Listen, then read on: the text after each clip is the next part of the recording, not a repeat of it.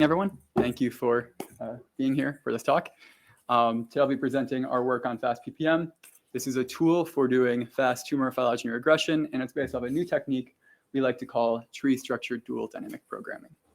So as was mentioned in the previous talk, and as many of you know, cancer is an evolutionary process, and we are consequently quite interested in understanding this evolutionary process. Specifically, what we would like to do is for some set of cells in a tumor to understand their evolutionary relationships. We're going to describe this with an evolutionary tree. And these, the edges in the tree are going to represent ancestral relationships between the different cells of the tumor. We're going to be interested in doing this not at the granularity of individual cells, but rather at the granularity of clones. So these are groups of cells with identical genotypes. And we're going to be interested in doing this from bulk DNA sequencing data. And this is particularly challenging because bulk DNA sequencing doesn't measure the genotypes of individual cells, as many of you are aware. So consequently, the way we're going to do this is we're going to have to simultaneously deconvolve the bulk samples into the individual clonal genotypes and reconstruct the tree. So kind of the setup is as follows. We have some tumor. We take some biopsies. We run through a DNA sequencer. We do variant calling on some subset of mutations that we think are interesting. And then we get these two matrices. We'll call them our variant read matrix V and our total read matrix D. And then from this, we're going to want to do two things. So we're going to want to reconstruct the clonal genotype. So like, what are the clones in this tumor? Also, how do they relate? So what are their evolutionary relationships? And then I guess there's a third piece of information we want, which is, in each sample, what's the proportion of the different clones? And so that's given on the little numbers by the tree. And then one other quantity that we're kind of interested in is in this frequency matrix. So this is just going to be the frequency of the mutations in each sample. So if you go to a sample and you randomly grab a mutation, or if you randomly grab a cell and you look at a mutation, like what is the probability that it's a variant or not? And one way that people estimate this is with what's called the VAF. So this is just going to be the ratio of these two matrices. We're not going to use the VAF here, but just to give you some idea of how this is classically estimated. And so one kind of key assumption that people make to make this problem tractable is that this clone tree T has a very special structure. So specifically, people assume that this clone tree is what's called a perfect phylogeny. And so that means that each mutation occurs exactly once in this tree. And this is a very widely used model of tumor evolution. And mathematically, it's typically described as like a matrix factorization problem. We call this the perfect phylogeny mixture model. This model is used in numerous papers, pretty much every paper for doing phylogenetic reconstruction from SNPs in bulk DNA sequencing. And the model is as follows. So what we do is we associate this clone tree T with this clonal matrix B. So we can take the genotypes that the tree implies, and we can stack them in this matrix B here. And because this is a perfect phylogeny, it's actually a one-to-one correspondence. So you can think of these two things interchangeably. And then we write down these proportions of the clones in the different samples in this usage matrix U. So the proportions here, the columns here should match with the numbers in the clone tree T. And then these are related to this frequency matrix F via this matrix product F equals UV. And so what we want to do is we don't actually observe any of these things. So how do I go forward here? All these are missing. There's question marks. And what we want to do is we want to take our data and recover all of these objects. So under most formulations of this problem, this is NP-hard. And so what people do is they take a really phylogenetic approach to solving this problem. And it's a very simple approach. What they do is they propose some set of candidate trees, and then they score and rank the trees by fitting the frequencies to them and saying, how well do these frequencies fit the data? And of course, I haven't described how the scoring is done. The scoring is done by what we call the perfect phylogeny regression problem. Yeah, of course, at the end, you select the best tree. And so what is this perfect phylogeny regression problem? Well, we're going to fix the clonal tree, or equivalently this matrix, And we have some loss. So how well does our estimated frequency fit the observed variant and total read matrices? And then we want to do is find these frequencies in these clonal proportions or usages, such that F equals UB. The usages have to be non-negative because this is a proportion, right? And they have to be rho stochastic or sub-rho stochastic. So the rows have to sum to at most 1 because they're, again, the proportions, and the total proportion in a sample is at most 1. Or it's equal to 1, but the small technical detail there. And so, again, this is kind of the procedure that many different methods for doing tumor phylogeny inference take. They propose some set of trees either iteratively or all at once, and then they fit the trees to the data by solving this perfect phylogeny regression problem. And what's important is that this is actually the key computational bottleneck in these pipelines. And before I continue, I'd like to mention kind of how this problem is currently solved. So what people do is, there's several different ways, but kind of the key thing you have to specify here is the loss function. So the kind of the simplest loss function one could use is what's called the least squares loss. So this is going to be just the squared discrepancy between the inferred frequencies and the frequencies implied by the data. So these will be the VAFs, or Vij over Dij. And when you use this loss, you get a convex quadratic optimization problem because the constraint set is linear and the objective is convex and quadratic. So you can solve this in polynomial time using quadratic programming. And actually, for this special case, there's a specialized solver that was published in NeurIPS in 2019. So that's cool, but kind of the issue here is you don't model read count. So you collapse the read count into this quotient, Vij over Dij. Said another way, you collapse the read count into a VAF. And so, if you have high read, you're ignoring information about, the magnitude of the read counts, which is quite important, actually, especially when you have low coverage data. If you want to get around this, you can use other loss functions. So, one simple way of doing this is by modeling the variant reads as being drawn from a binomial with total reads Dij. Again, you observe that, and frequency Fij, right? That makes sense. Probability Fij of seeing a variant. And then if you take the negative log likelihood of this loss, you get a convex loss function.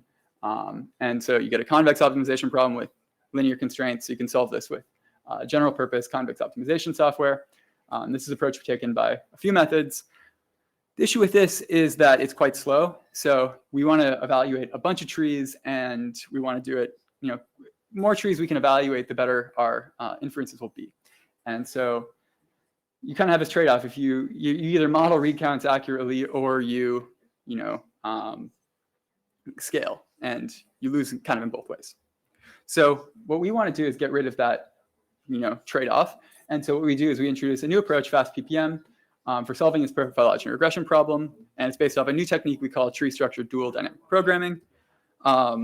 Importantly, it provides both asymptotic, so these are like theoretical improvements for the most commonly used loss functions. So these are L2, L1, also general convex piecewise linear loss functions, and also empirical speedups for these common ones.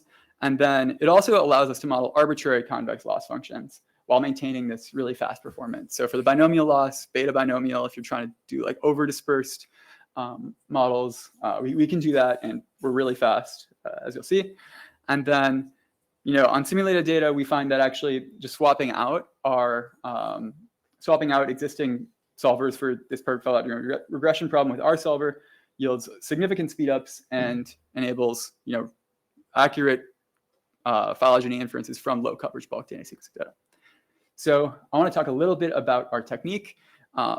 Perhaps it's of interest to people in this audience.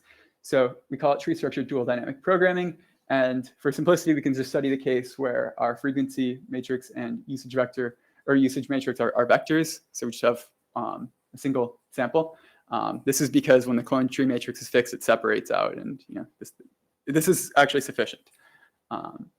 And so for this problem, we have the following optimization problem. So we want to minimize this Li Fi. So Li will be our loss function, and we want to minimize the sum of Li Fi over over this frequency vector, and we have this constraint that F transpose is equal to E transpose B. Again, our usages are not negative and sum to at most 1.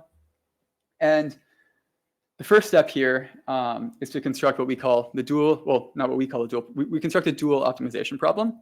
So we take this problem, we massage it a little bit, and then we just apply standard like Lagrangian duality theory to construct our dual problem.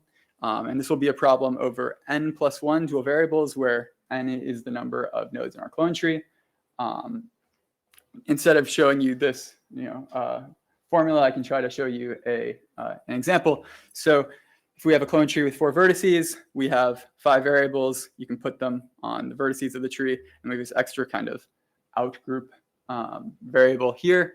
Our objective is just going to be the sum of these HIs, which are going to be the context conjugates of our loss functions.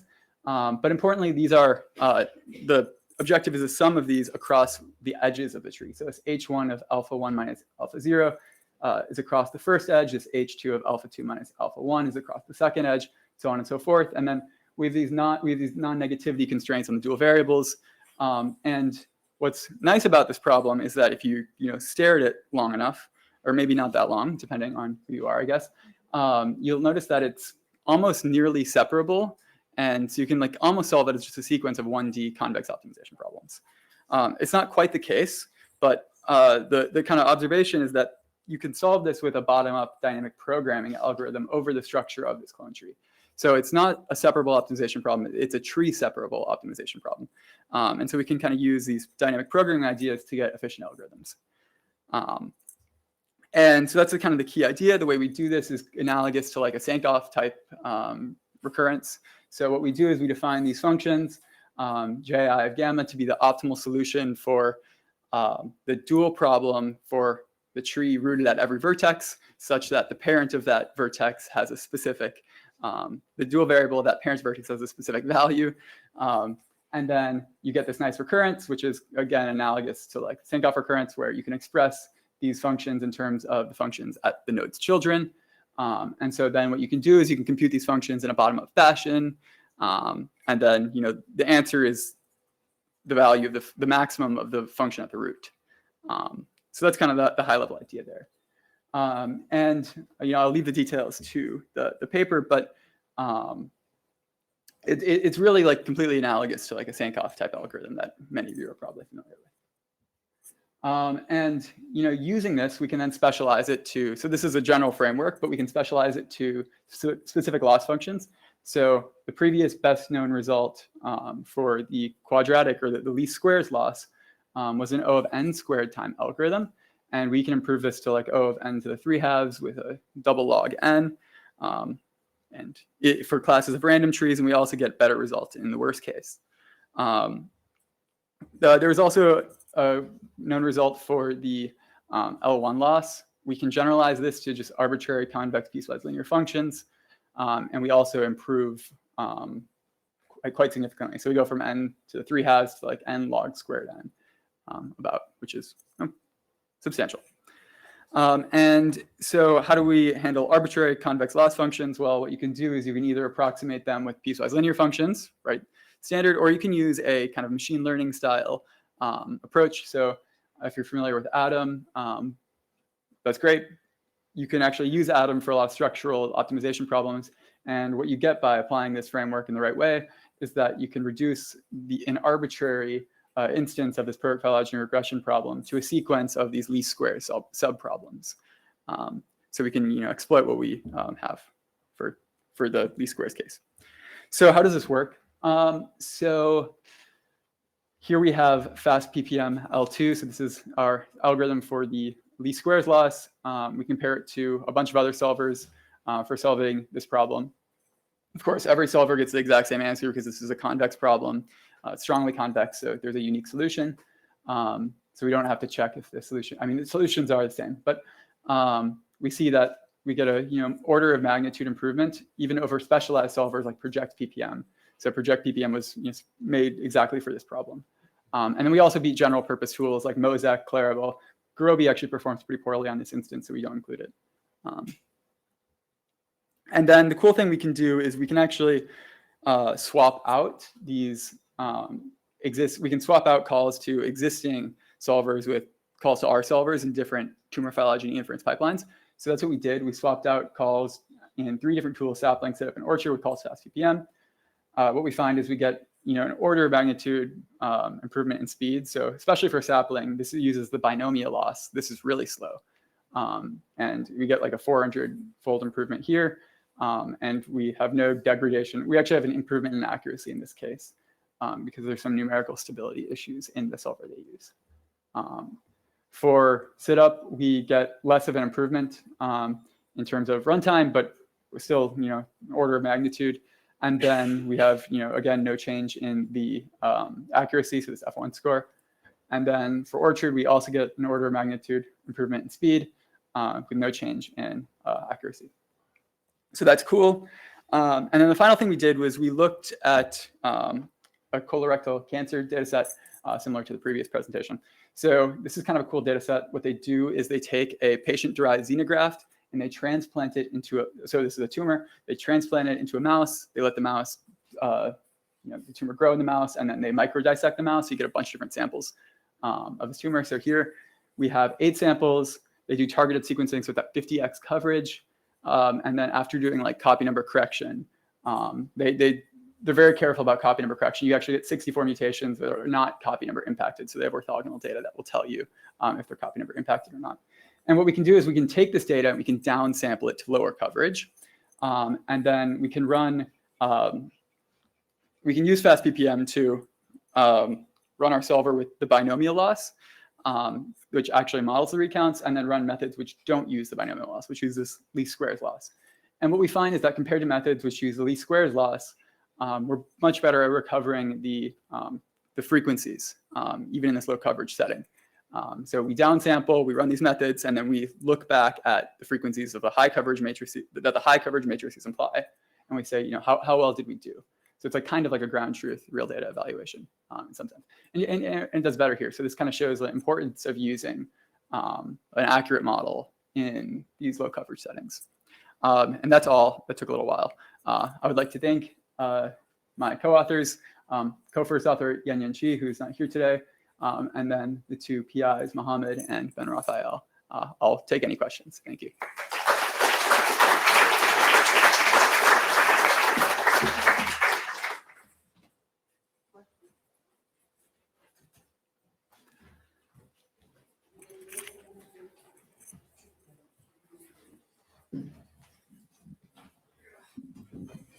Hi, thanks for a really interesting talk.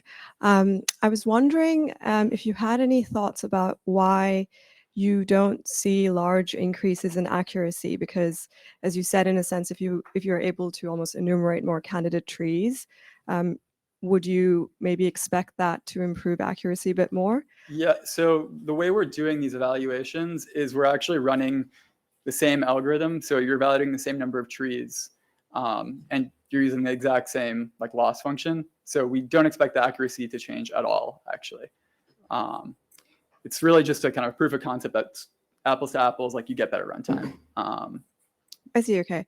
And then I was just wondering about the sort of motivation for this work is, I suppose, this mainly the speed. Yeah. And so do you have any idea of how much that is a bottleneck for the average user of these methods? Yeah, so I mean, I really think it depends. There's a lot of different tricks people use to make things faster. One of the tricks people use is this mutation clustering.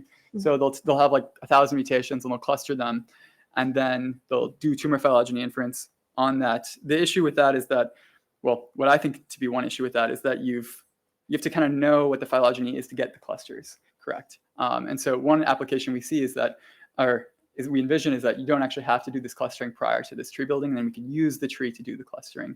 And this is not just our idea. I think Quade Morris's lab has been proposing this as well. Yeah, sounds good. Thank you so much.